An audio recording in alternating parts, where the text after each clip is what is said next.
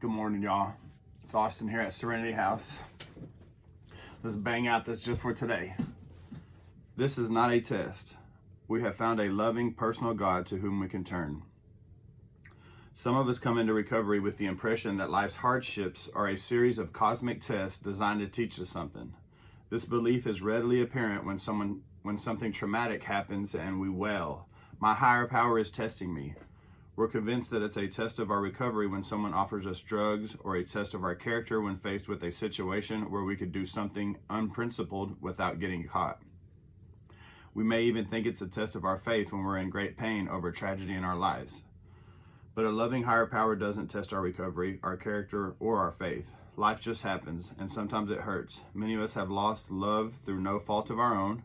Some of us have lost all our material wealth. A few of us have even grieved the loss of our own children.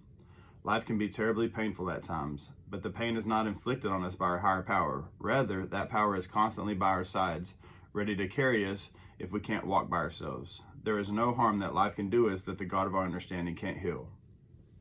Just for today, I will have faith that my higher power will for me is good and that I am loved.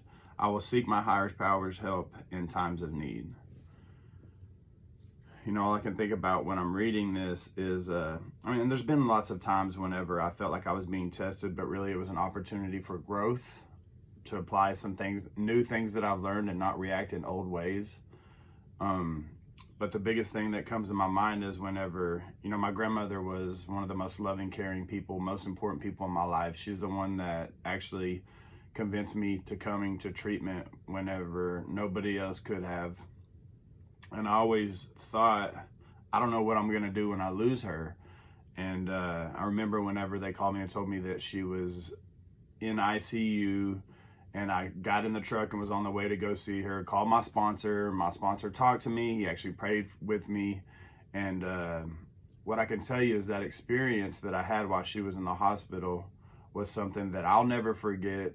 And some of my family members will never forget, and I don't think she'll ever forget. For the first time in my life, I really showed up and was there for somebody, and I was there for my family and for my grandmother.